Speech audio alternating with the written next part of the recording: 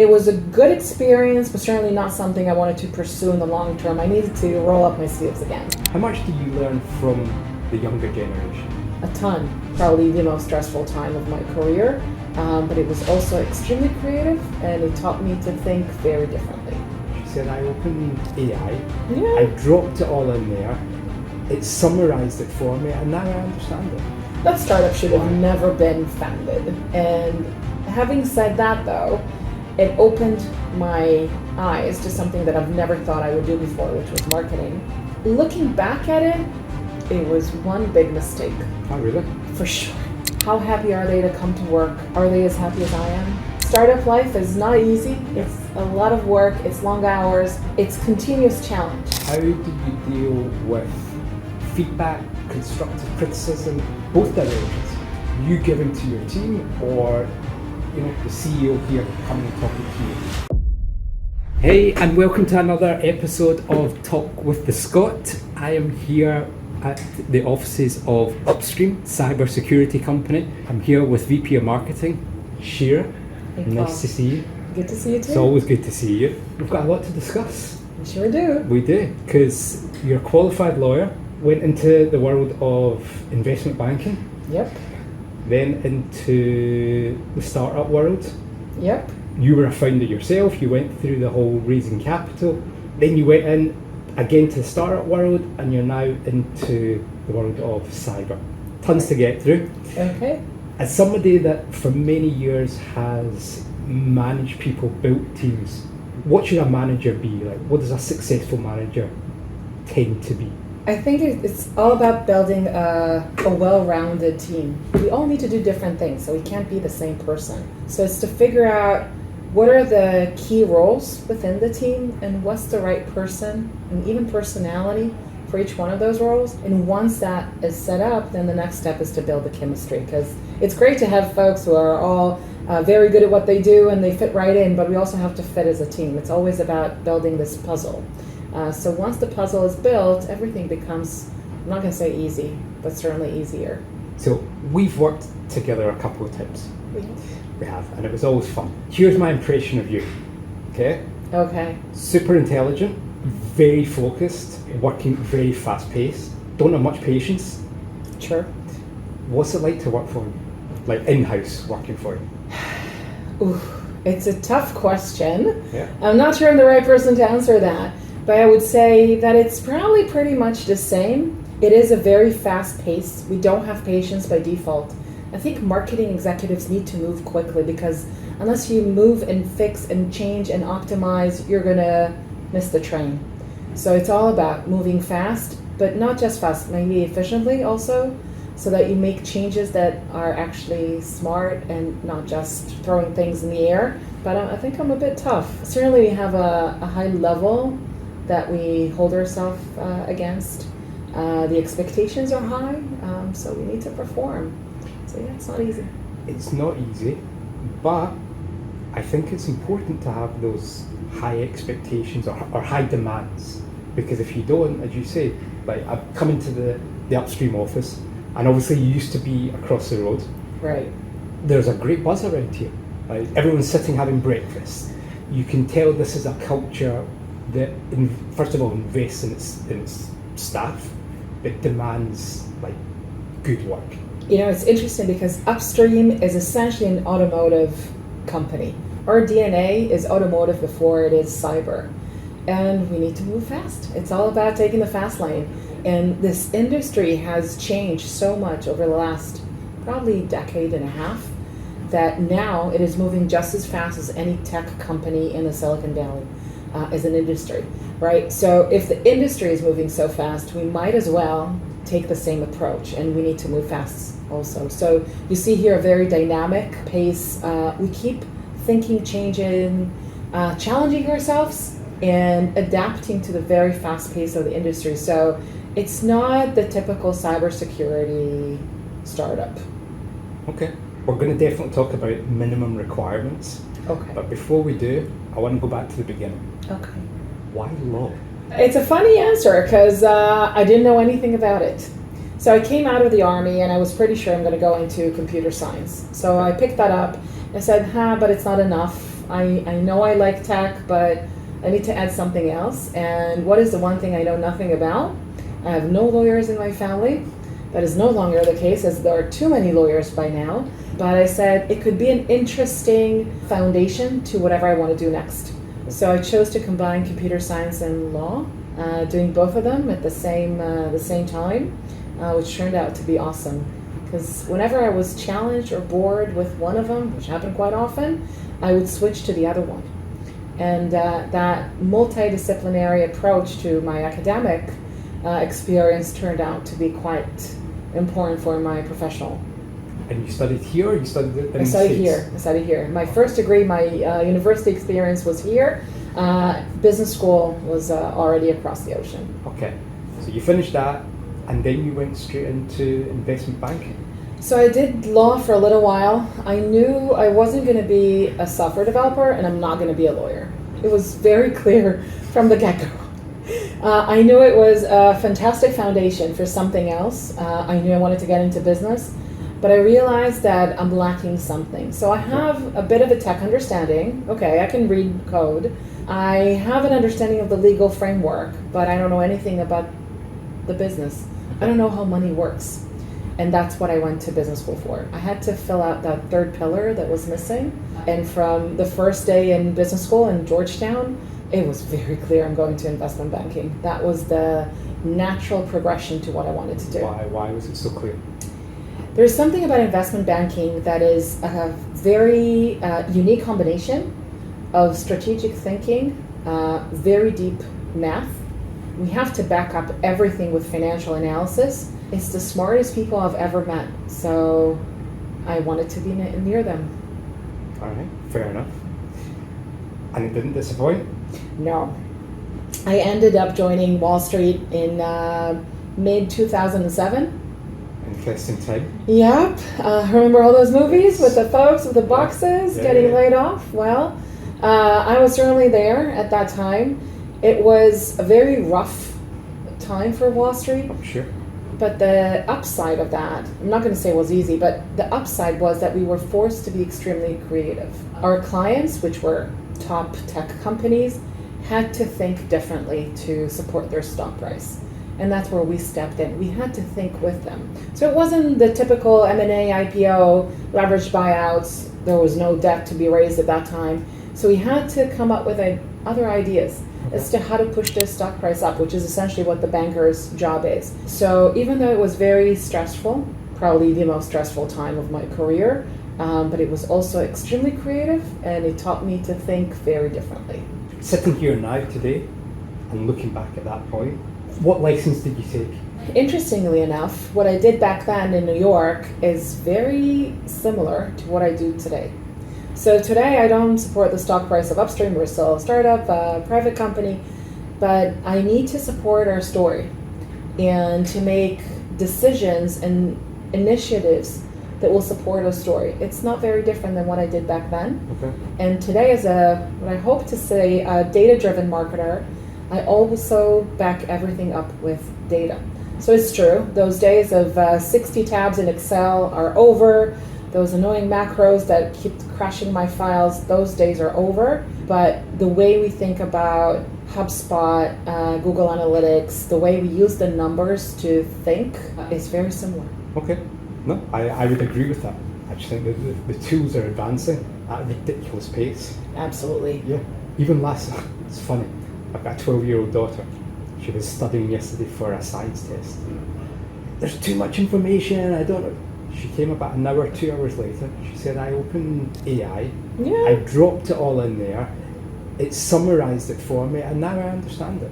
And it reads it out for them. Yeah. No, what happened, funny that you mentioned AI and ChatGPT, what happened to the marketing world in the last 6 months is probably the shift from a wagon to a car. Yeah. Sorry for the metaphors from the automotive space.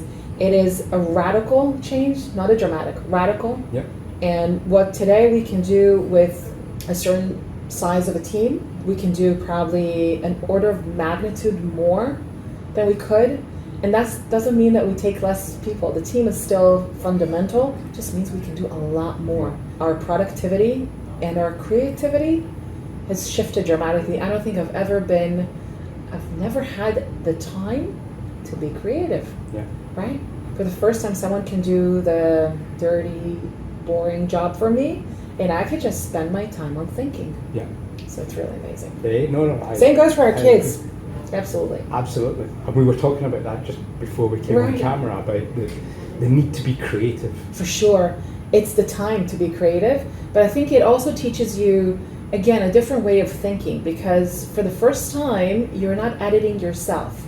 You're thinking about an idea, someone magically drafts it for you, but now you need to be very picky and cautious as to how you use that spit out, right? Because like we say in banking, garbage in, garbage out. Unless you tell the model what you want it to do, it's not going to do it right. So that process of thinking from a criticism perspective is extremely valuable. And I think our kids are learning that too, right?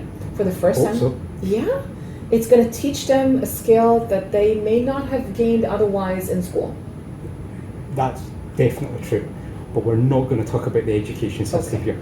No. Not today. No, not today. Need a different podcast for that. Me and you have chatted about that a few times. Not today.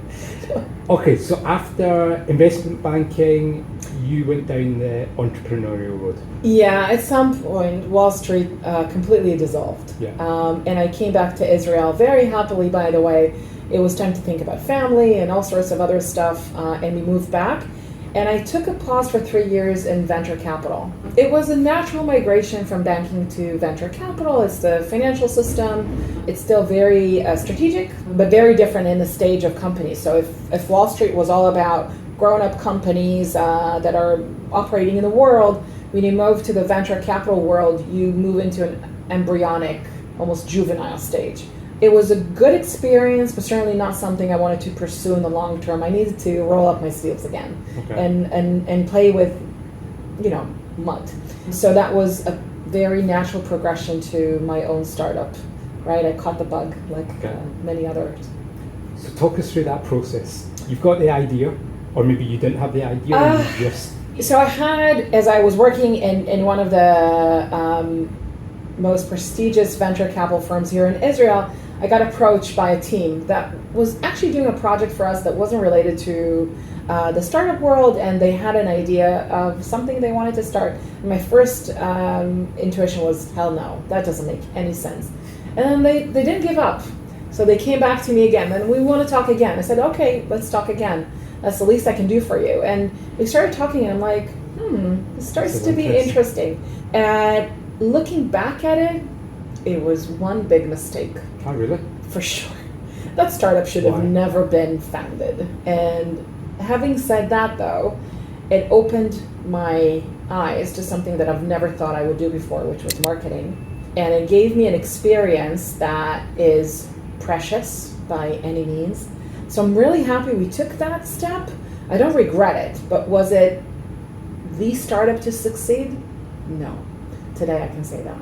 Okay. Well, let's talk about the challenges and the failings and all the good stuff. So we were a team of 4 friends, which was important because you got to pick your partners and founders for that. So I think we really liked each other. None of us were experienced in the startup world. We each brought our own expertise. We were all pretty young, in our early 30s. Sometimes that's a bonus. Probably. It certainly wasn't a challenge from that perspective. I don't think age matters in that sense. And we decided to develop an app for sport fans in the States. Okay. But here's the issue. None of us were real Americans, right? So we were Israeli, born and raised here. So do we really understand the American culture? We thought we did. We didn't. Okay. And are we the real people to build a social network for sport fans? Probably not. What was the platform? It was the early days of smartphones. It was a mobile app that enabled sport fans to track their stats and what's going on with their top players and games, and kind of see everything around the Sport Channel or ESPN in one kind of cohesive look, almost like BI for sports. Okay. Now, this is nearly 15 years ago. Yeah. certainly not the world of today. And it made a lot of sense at the time. And obviously we raised money, so we weren't the only ones. We weren't completely delusional. And we started to work and to launch, and it took about 2 years for us to understand that we gotta stop throwing good money after bad money, and it's time to call it quits. It was a tough decision, but maybe one of the bravest that I did, to admit that it just doesn't work. Idea is amazing. Execution, we just couldn't do it. Okay. Funnily enough, I was at an event last night and I was talking to somebody who worked at a different company, and he's been at this company for a year. He was telling me his previous company had raised a significant amount of money and within 12 months had blown the whole lot. Like, we're talking millions and millions. So this is not millions. We wasted, or a few hundreds of thousands of dollars, which lasted up for 2 years. And by the way, the sacrifice, if you want to call it, was significant, because essentially for those 2 years, I didn't make any money. Very, very minimal. Is it the right decision? At the time, was okay. I had the right support and I could afford to do it. Is it right for everyone? No. So through that process, like, at what point do you decide this is not happening? And then what happened? Like, the four of you sat down and said, yeah, so it's never so dramatic, right? But it was an interesting time because I was pregnant with my second son at the time. I kept making jokes that I'm pregnant with two, one startup, one baby, and I felt like that I was raising both of them, right? Both were my babies. It's a very maternal perspective to life. And at some point, I realized that it's behaving differently, and something that you wouldn't do to your kid, but we knew, it felt that it's going south, right? So it took a few more months since that point to really decide to turn down the lights. But at some point, I realized that it's not going to do it, and I decided to call it quits. The team stayed for a few more weeks, or maybe a couple more months, before they really shut the door and went to their own lives. But it was clear for everyone. Probably about a year and a half into the journey, we realized that it was not going to work. We were extremely optimistic, maybe naive, which was really lovely at the time. I think you have to be. You have to. No, I agree, you have to. I don't think we've lost that, either of us. But if I could pick one thing that I'm really happy that I did, was I learned how to do marketing. Because up until then, certainly in business school, if you told me that I need to go into marketing, I was like, no, hell no. I need numbers, I need to do, rough stuff, and it's not for me. It's too fluff, and boy, was I wrong. Yeah, no, absolutely. So if there's one thing I took away, was the passion for marketing, understanding what it really was, because up until then, I didn't really understand it. Opening your own business is definitely a learning curve. Even for me, when I opened my agency, and obviously I sold it 7 years ago, like the first two and a half years, I was working 6.5 days a week. Of course. You really invest everything. For anybody that's thinking of opening a company, it's sweat, guts. You pour everything into your heart and soul. For sure. It's a very personal journey. Yeah. Now, I still feel very personally in the journey that I have today. I'm very invested and dedicated to what I do, but it's a totally different ballgame. Yeah. And it's funny, because one of the reasons why I ended up getting out of my own company was because I realized after like 10 years or so, I was changing. I had less patience for the kids and my wife. I just, I was sinking.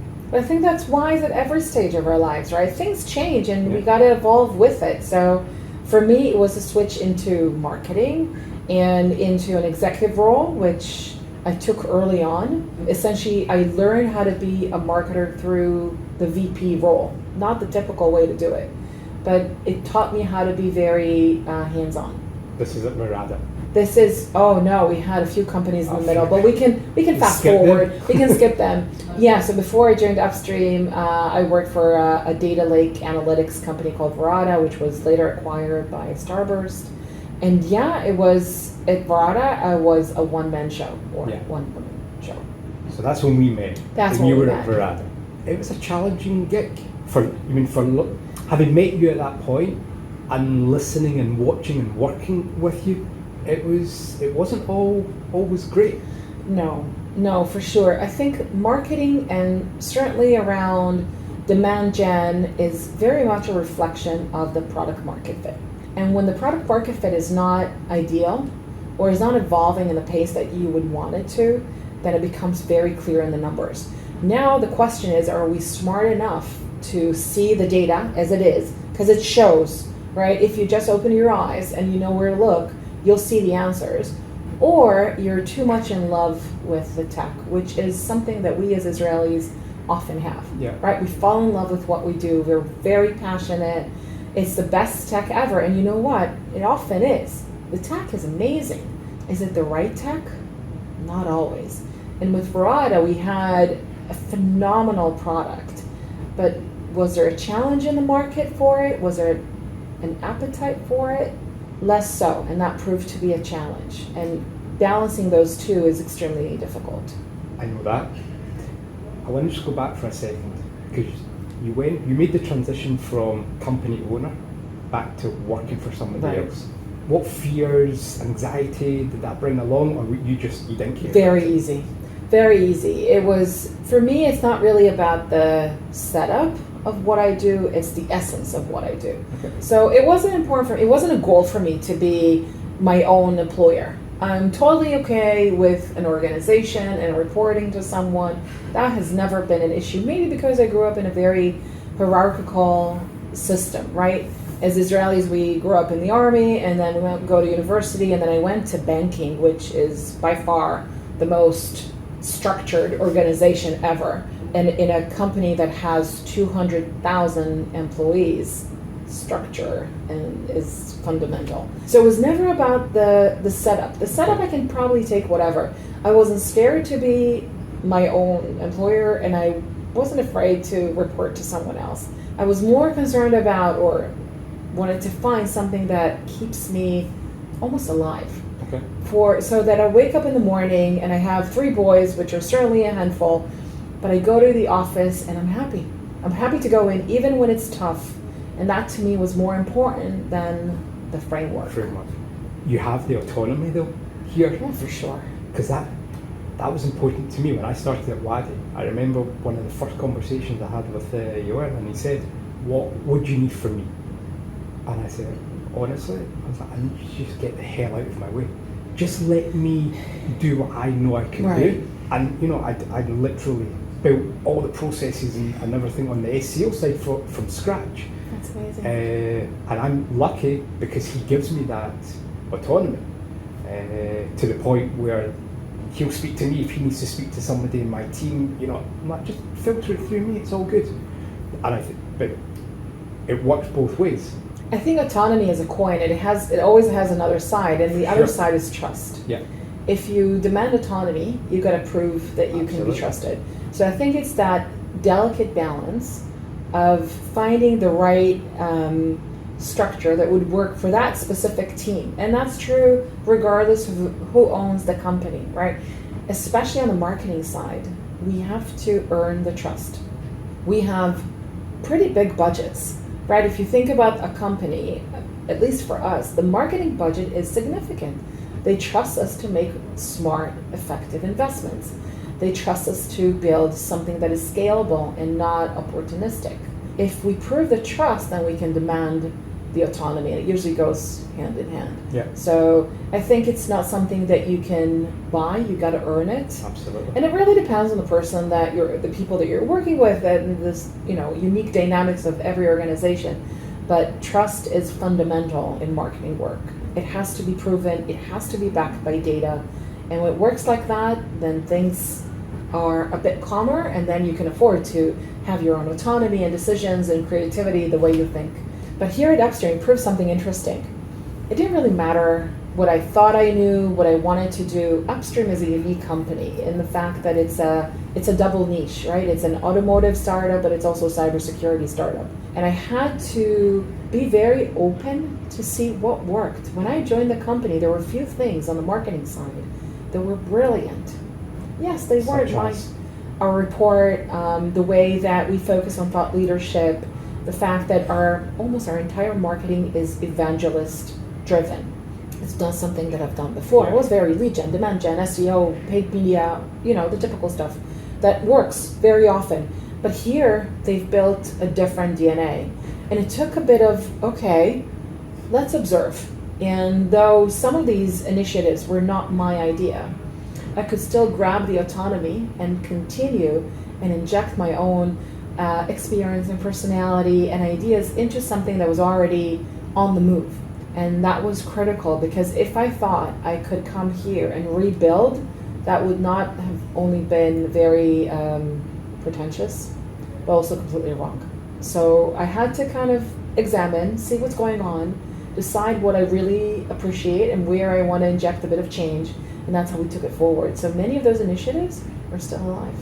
See, and I think that can be a failing of some people, where they go in, they come into a new work environment and they want to rip everything up and they make rash decisions, and 6 months later they're thinking, oh, I've had a nightmare. I think that having that period of, all right, let's just assess, what's going on, who everybody is, what's worked previously. Right. Like, I don't think, especially in the startup world, where you're right, things move at a ridiculous pace. Sometimes just sitting, watching, listening. This country, people are not great at listening so much. But listening, you can gather so much information. Absolutely, and I didn't feel less of an autonomy because I continued an existing initiative. I could still grab my autonomy and my independent work and thinking and inject myself into it, even though I didn't come up with that idea. And over the course of the last 3+ years that I've been with Upstream, we had new ideas and old ideas and ideas that we initiated and killed and stuff that we think is great. But overall, it requires a flexible mindset. And if you do that, then you can learn and adapt. And it doesn't take away from who you are as a marketing professional.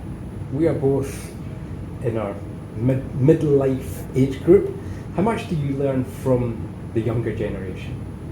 A ton. I learn from my kids. I learn from my team. And my team has, first of all, we are almost all women at this time. And it's not designed to be a women team. It's just they were so impressive as professionals that I had to add them to my team, each and every one of them. But it's interesting to see that one of my marketing managers is actually a couple years older than I am, but she hasn't been doing marketing for too long. Okay. And when she joined, she was sort of a combination between a junior marketer but a very experienced person. That combination is priceless. Yeah. She learns like that. She works just as fast and aggressive as I do. So I think it's a learning process together. So it's not necessarily about learning from the younger generation versus the older generation. It's just learning and looking at people for who they are and what they bring. And if you just look at it, you can learn from anybody. So for sure, a ton every single day. No, I agree. But as you know, the SEO team at WADI, it's actually all women, apart from myself. We went out a couple of weeks ago. Good for you. Yeah.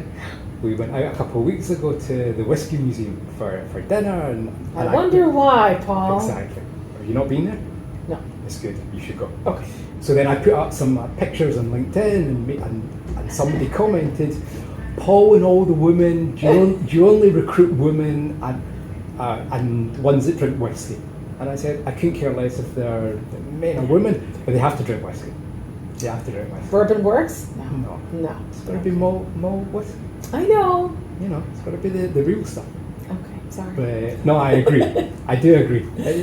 I love, because my team at WADI, I've got somebody from in the team Holland, America, Norway, another one from America. Very diverse. Yep. Hugely diverse in terms of age and all sorts of talent, skill set, all sorts of stuff.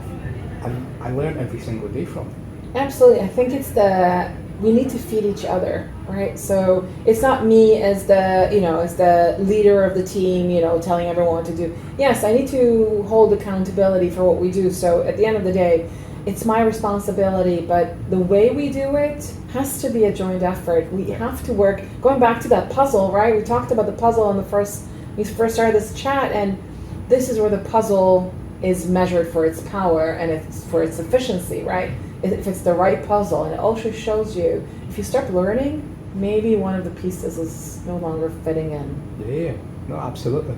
We did a session last week with Gilad Newman, the training coach. Yeah. It was amazing.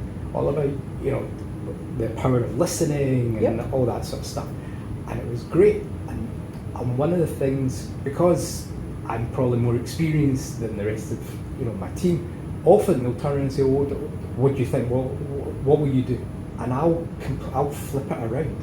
That, well, What do you think? Because more often than not, and you'll find this as well, you might know the answer, or very quickly you can get to the answer. But how's that going to benefit the rest of the team? You're right. I would say or admit that I don't always have the patience, as you said, to do that. But having said that, I think it's a balance or a dance between enabling the autonomy of your team players versus moving fast. And sometimes you got to balance that, right? So sometimes you see it's not working right, and you just got to kind of push them in the right direction, or at least what we're trying to achieve. And sometimes it's totally okay to let them get lost and find their way back home, right?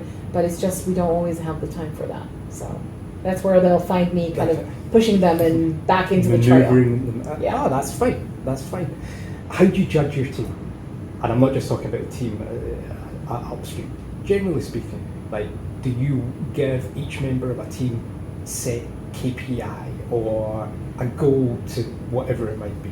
What do you base it on? So I think for us here at Upstream, the marketing work is quite unique in the fact that we're very much thought leadership and evangelism driven. And it's less of a quantitative OKR structure, right? Okay. I can say how many leads we want, but to be honest, I'm more about the quality of the leads versus the number of the leads. So I'm very careful in measuring them on numbers, because sometimes the numbers are not the only part of the story. Yeah. But I think the way I want to measure them first is I know it sounds a bit naive, but the level of happiness. How happy are they to come to work? Are they as happy as I am? And is this the right environment for us to be creative? So that to me is the foundation of what we do. And then we have to start building.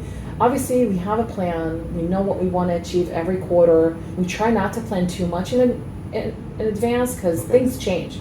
And when you plan too much, you become stubborn and rigid, and we got to be very flexible. So we probably plan a quarter or two in advance, sometimes even in a time span of a few weeks. So are we able to cross the finish line? And we have multiple finish lines. That to me is what's important. So if we cross the finish line and we still have a good smile on our face, then it's all right. You have a long sales cycle here. We do. That sort of mindset is not for everyone.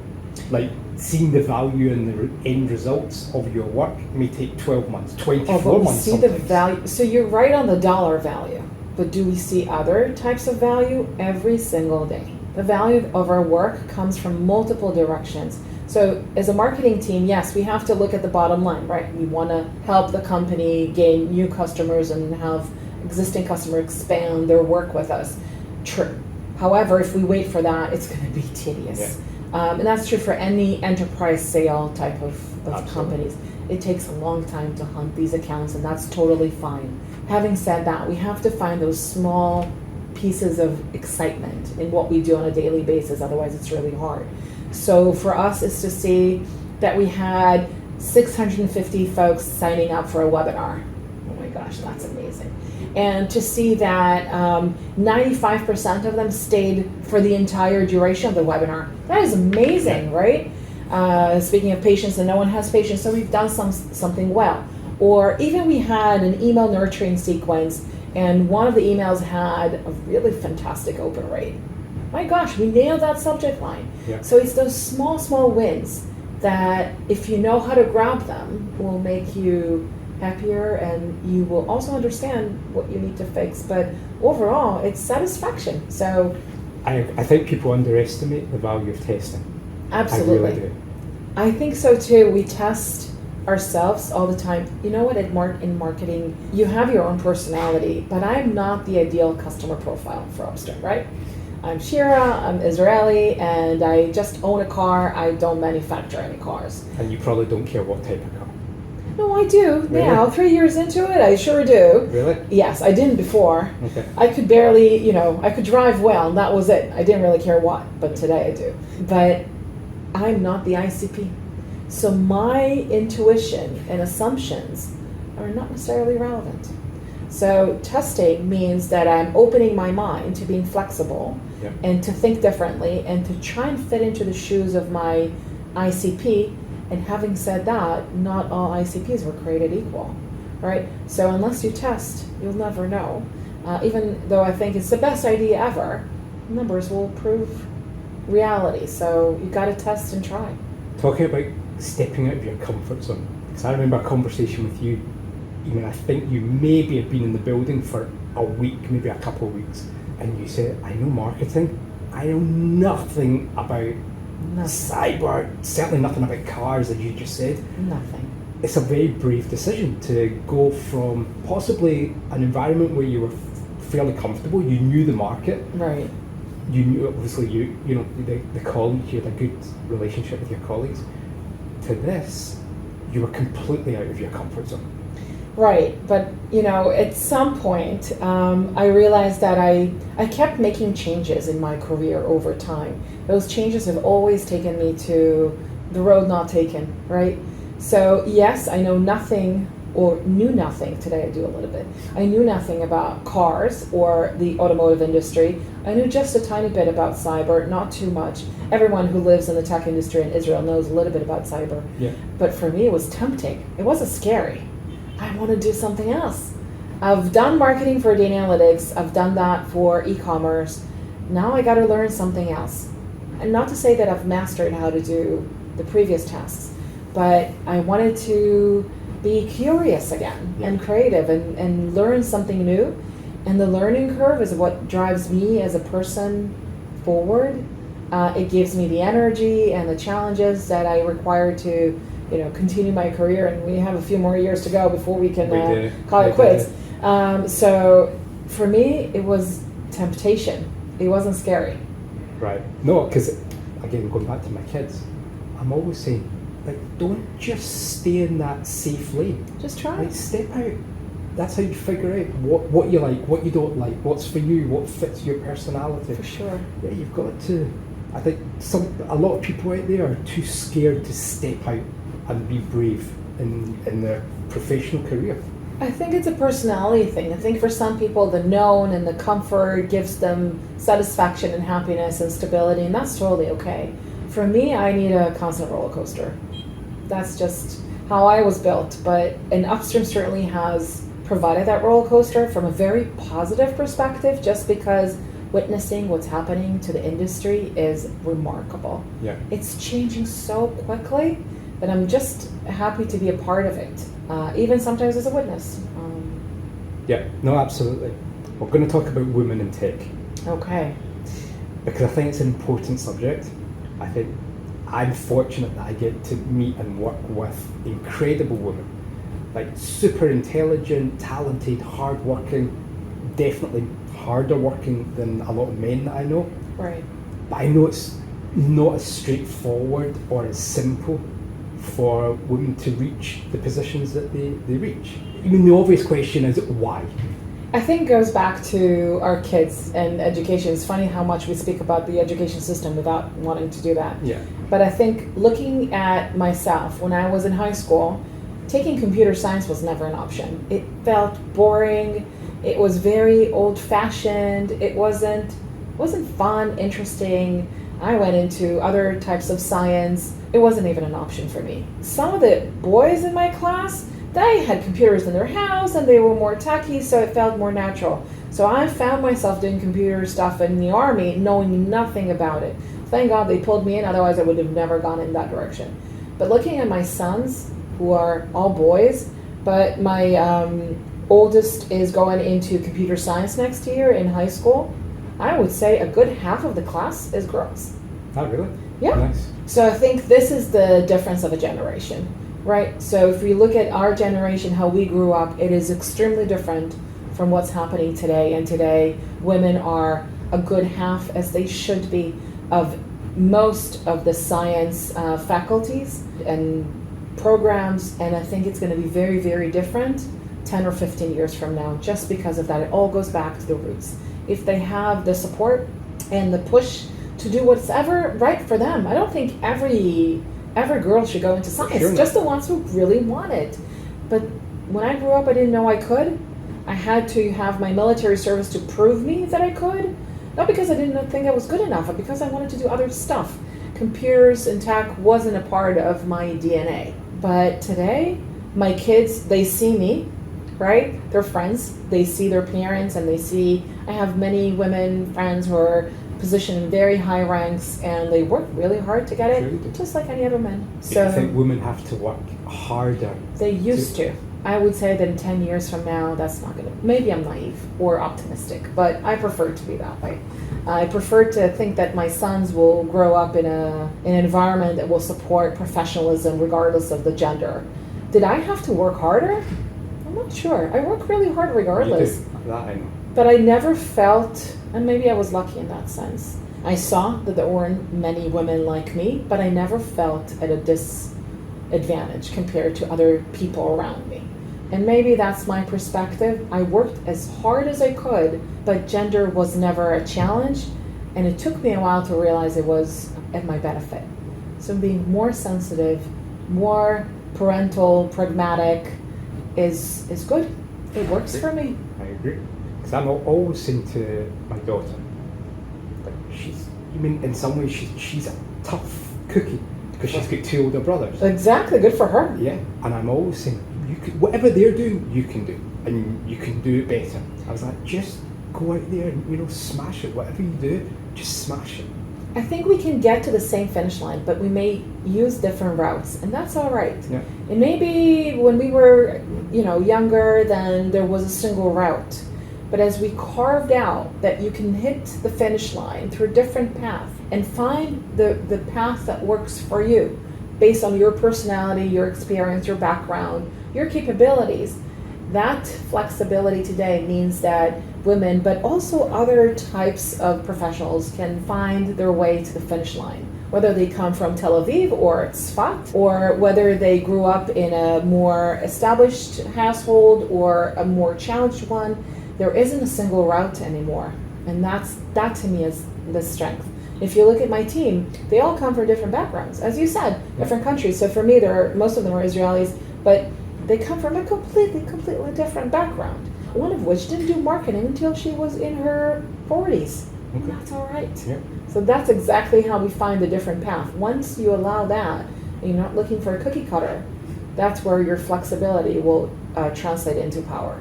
So what does somebody need to bring to the table to work with you? Hardworking. Yes, startup life is not easy. Yeah. It's a lot of work. It's long hours. It's continuous challenge. We don't do the same tasks again and again.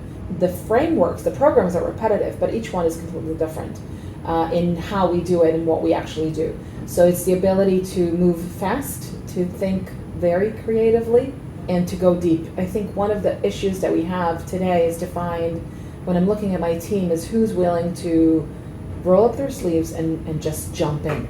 It is hard. Yeah.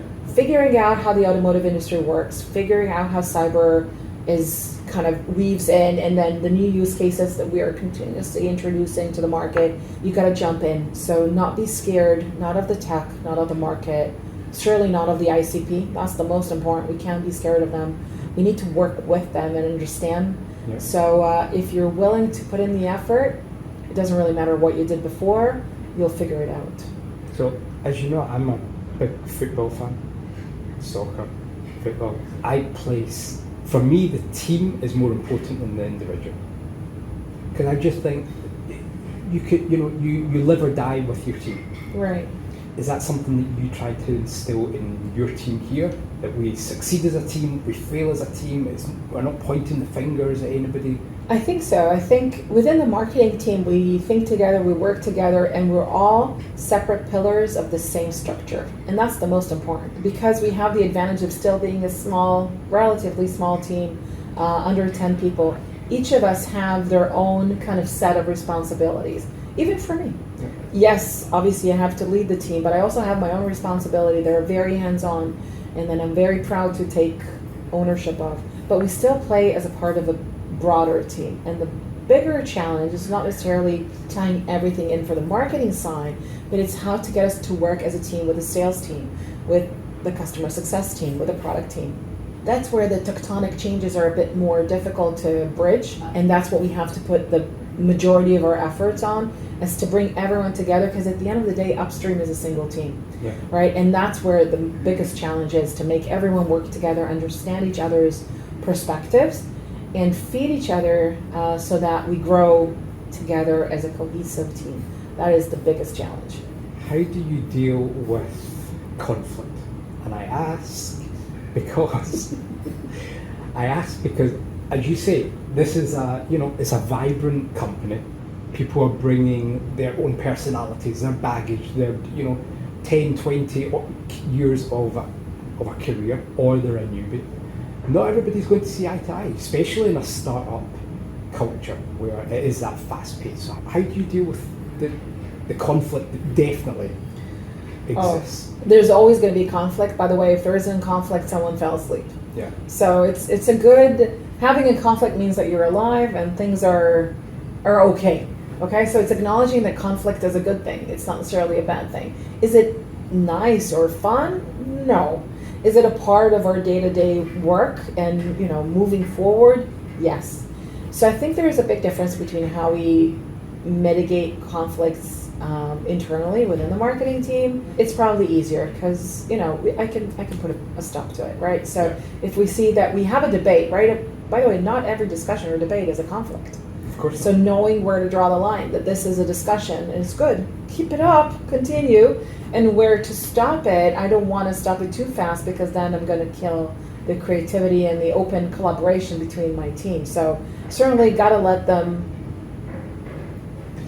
And it's also a cultural thing, and by that I mean, I remember, it might have been 15 years ago, I was sitting in a meeting, myself, 2 other Israelis, and there was 2 people from the UK that had come out for the meeting. So we're talking and exchanging ideas and all the rest of it, and at one point, the 2 Israelis and myself are having a dialogue.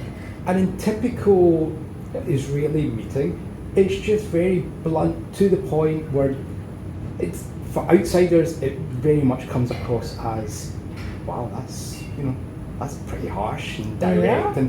And it was only afterwards one of the guys from the UK turned to me and said, what was going on there? Like, you guys arguing? I was like, oh no, there was no arguing. Like, nobody has time to walk on eggshells around the issue. Sometimes you just got to go straight for it and deal with it. Because I get the feeling that certainly the younger generation now are maybe a little bit softer, and you've got to tailor your approach accordingly. Could be. I wouldn't be able to comment on that because, my team is not big enough for me to experience that on multiple types of personalities. But I think overall, as Israelis, we're aggressive by nature, and that's awesome. It makes us really good. Yeah. And I remember, working in the States and working with clients, they often think we're fighting. We're not fighting. No. We're just having a very, stuff done. Actually, really polite conversation, and we get stuff done. Yeah. So at the end of the day, I think it's knowing where to stop the conflict, right? Where to put a stop to it, and this is where what you're expected to do as a leader, and where to let it go and to let it continue, because it's bringing up good stuff out of it. So I think that's where we're extremely challenged to know where to draw the line. But it's always a big challenge. How do you deal with feedback, constructive criticism, both directions? You giving to your team, or the CEO here coming and talking to you? Are you in favor of instantly dealing with it? So my philosophy on marketing is that you can't do it on your own. Yeah. And feedback is a fundamental component, maybe the most important, to be good at what you do. If I don't get feedback from the sales team as to how successful the program was, beyond the data, right? Their impression of it, their satisfaction of it, I won't be able to make it better the next time. Yeah. And if we strive for feedback, it's like oxygen for us. We have to provide it to each other. So in that sense, unless we're open to each other and our DNA is such that it embraces feedback and criticism sometimes. It's okay. Yeah. That word is not bad. Yes. Unless we do that with our own personalities and our professional personas, how can we ask someone else to give it to us? So we need to provide feedback as much as we can to make sure that the culture is such that when we get feedback, we'll know how to absorb it. Yeah. Otherwise, No, I agree. that won't work. I agree. Many times I will come off a client call with a member of my team and I'll message them, let's quickly meet. And I'm like, we were talking about this and you said that, maybe, let's look at it from a different perspective. I think it's so vital. It goes back to the basic requirement of listening. And we talked about this earlier. It says, unless we listen and really open our eyes to what's going on, whether it's to call it quits on a startup, or to say that webinar was complete rubbish and we need to think completely differently, or we thought that conference is going to be outstanding and it felt right, but when we got back we realized that it was a bit of a... Just didn't hit the mark. Yeah, and we need to, again, do something else. So even though sometimes you would get lots of compliments, you got to look beyond the compliments into compliments are not going to drive you to be better. It feels really good, don't get me wrong, but it's not how you learn, right? If I keep telling you you're amazing, how would you know how to grow? Yeah. So I think balancing between compliments that are important, but also the feedback that will help you change over time, that's the right mix. And it's true for any function in a startup, but I would say it's the most important for marketing, as we serve so many different components of the success of the company. Yeah. We got to be very, very open to listen. Absolutely. Somebody decides they've had enough being part of your team. They knock on your door, they sit down, I'm leaving. How do you deal with that? Good luck. I think it's and we've had that along the years. It's a natural progression. I think if someone feels that they need something else in their next career, that's totally okay. And I'll do my best to support and give them a big hug when they come to visit. And yeah, good luck. It's a bummer, don't get me wrong, but it's life. And I've left, positions to move on, and I should expect others to be able to freely do the same, and wish them best of luck. No, I think it's important, because lots of people don't have the same approach. They'll either take it personally. Why wouldn't somebody want to be part of my team? Of course we take it personally. Of course we do. It's like compliments are great, and someone leaving your team doesn't feel that good. But I think it's important for them. And at the end of the day, they have their own families and life, and I kind of want them to be happy. Yeah. So if the next step for their happiness is somewhere else, then by all means. And we are a small ecosystem here in Israel, so we're bound to meet again. Yeah. So might as well be with a hug and a big smile. And I agree. Don't get me wrong, it's still a real bummer. I agree. I was saying to somebody just the other day, and I can't remember why it came up in conversation, but from my own agency, 4 other agencies were set up here in Israel. And not once have I ever thought, you know what, that was competition for me, or I think amazing. I must have done something right, that they were confident enough to go out on their own. And they've all made great success of it, and I'm delighted. Yeah, absolutely. I think this is life, and you got to accept it as it is. And yeah, also sometimes change is a blessing.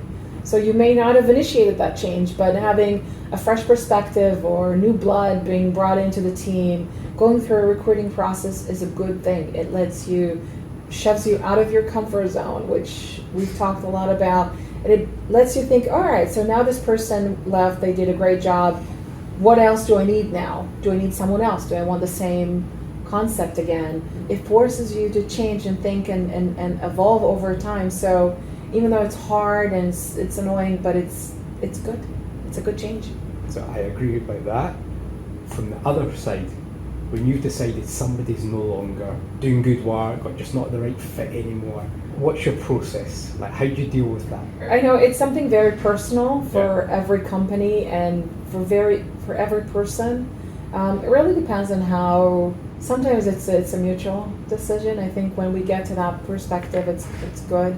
But it's a challenge, and I think being sensitive around it and understanding that we're pushing someone to make a change that they weren't ready for, you got to do it with a lot of sensitivity and enabling them to kind of understand what's going on, give them the feedback, be honest as to why this is happening, and make sure that they understand that we need to move with the organization. And it doesn't mean necessarily that they're not good enough, it's just not what we need right now as a team. And then supporting them in finding their next adventure, whatever that is. So focusing on what they did well and the fact that we may have changed and we need something a bit different right now, but being sensitive to the fact that it's a person sitting in front of you and they're really disappointed. Yeah. So just supporting that is important. Yeah. It's sleepless nights for me. For sure. I hate it. For sure. Luckily, we don't get to do it a lot. No, neither do I. But it just the build up to it. It's hard. It's horrible. It's hard. really horrible. It's certainly not the peaks of our work. No. But having said that, sometimes it's mandatory. So if we postpone and push, it's a balance, knowing when to say to call it quits. Yeah. So you mentioned your 3 kids. Yep, They obviously keep you busy. they do. You work hard. Yes. What do you do to switch off? At this point in time, not much. There are weeks that my clearing my head time is in the supermarket or listening to a podcast on my way home instead of Zoom on my way home. Yeah. But I think I realized that I'll have time for other stuff when I grow When you're up. older. When I grow up. Yeah. For now, family is always gonna come first and work comes right after it. So it's okay. I've learned to live with it, and I have made a lot of room in my life for my work. It's important for me, and it doesn't make it easy, but it's okay to work those late nights. I'm not angry. Right? I'm tired. Yeah, I'm not angry. All right, well, that's important. And I accept it. And as the kids grow up, because they're certainly a handful, things will become easier over time. So yeah, it's a decision. And I chose to work for a startup that is very energetic, dynamic, works really hard. It's kind of how I like it. Yeah. The slower pace is not for me, and that's okay. Absolutely, it's okay. If you were talking to a younger Shira, just starting out, what advice would you give her? Trust the journey. I think I've made multiple decisions over time. None of them I knew in advance, right? I didn't have a very clear path. I knew sort of what I wanted to do. I knew I wanted to work hard and be successful, but those are pretty vague ideas. But to trust the process and to trust myself to make the decisions, but to also trust myself to make mistakes. It's all right. If I didn't make some of the mistakes that I did over time, I wouldn't have been where I am and learned and know what I know today, also about myself. So making mistakes is not just okay, it's mandatory. Yeah. And if you trust yourself to be all right, and that you'll be able to get up and pick your baggage and move on and continue the journey, then it's going to be okay. So I think that's the most important thing. Last question, Sure. because you're giving me plenty of your busy time. Good. So a phrase that I love is failure is a bruise, not a tattoo. Talk to me a challenge that you've gone through, you learnt from, you came out of it in a much stronger fashion. I think it took a while to build the team here, and it took a lot of falling straight on my face. And that journey was painful at times, but it proved to be the right journey, and it was okay. So it took a while for me to carve my own niche here and to find the things that I can work with and can make me productive and creative. And again, it's never, a snap of your fingers and it's done. So I think that journey was a bit rough at the beginning, but I had people trust me, right? That it's the journey, and they gave me the freedom, speaking of autonomy, to take the journey, and they also gave me the support and foundation that I need to find the journey. Yeah. So I think overall, I've had a few bruises, but none of them stuck as real, like long-term tattoos, maybe temporary ones. But we knew how to get up and make it work, and I think today the team is well balanced and it works nicely together, and Making progress. I'm proud. Yeah. As always, it's been a pleasure talking to you and Thank listening you. to you. Thank you for your time. Thank you, Paul. It's been a pleasure.